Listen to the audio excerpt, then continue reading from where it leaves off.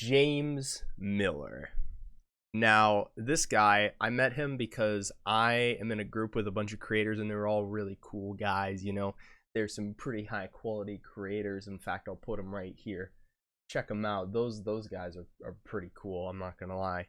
But basically, there's one guy in particular that stood out to me. There's a few that stood out to me in the group, but this guy specifically I wanted to touch on because I think it's very interesting. This guy makes reviews. You're like, oh, he makes reviews, that's cool. No, well, hold on a second.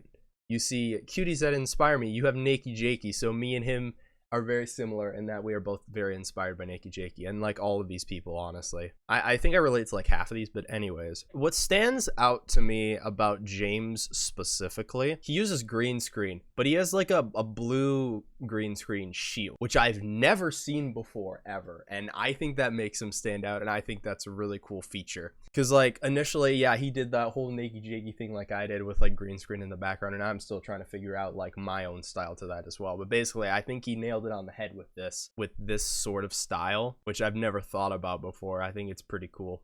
It has that wacky editing that's similar to like me and Nakey Jakey and whatnot, but it's pretty cool, I'm not gonna lie. See, like, yeah, and this is like one of his older videos, how he kind of did the Nakey Jakey stuff, but now he found his kind of his like own voice in the style, and I think that's really cool, and I think he should be commended for that, for sure. Commended,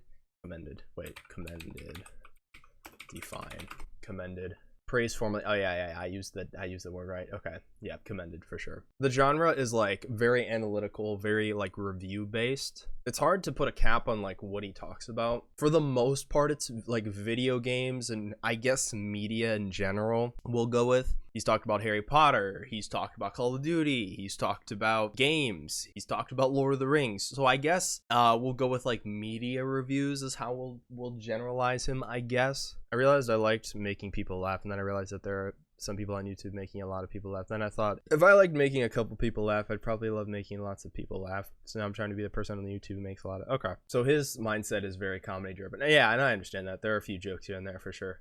I guess we'll say comedic reviews is what we'll classify him as. However, like, he is pretty analytical mostly. Visual quality's good, you know. It's pretty high quality, I would say. There's a lot of hours that are put into it, I know for sure. Audio quality's good, you know. He sounds good, you know. You can hear what he's saying, which is good. Does he have music in his videos? I'm not 100% sure. So what's interesting here, and he also does this like bed thing, which is also kind of his thing as well when he's talking. But basically, yeah, he has like music in it, but it's like very faint, which works because that way you can like clearly hear what he's saying, which is nice. Purpose of the content, I guess, in his eyes, to make people laugh, which I do understand. But I think the purpose is also to like inform people about things for sure.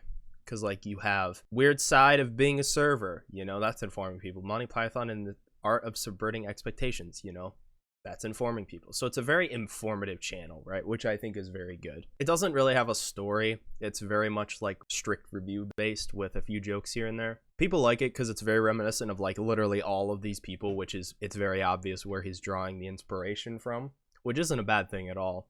I think as long as you can try to make your own original spin on it, then you can have any inspiration you want. I know I personally have a lot of inspirations, and I try to make my content very not similar to any of them, which is very difficult to do. Not necessarily a deeper meaning, I would say, except for the fact that like he wants to make people laugh, which I guess is it's like a subplot, you know, like making people laugh. I understand that for sure. Besides that, there's not really necessarily a deeper meaning. I mean, it's all kind of surface value, which isn't bad either. Like if you look at a thumbnail, you kind of know what you're gonna get, which is good. I think that's a good way to make videos for sure.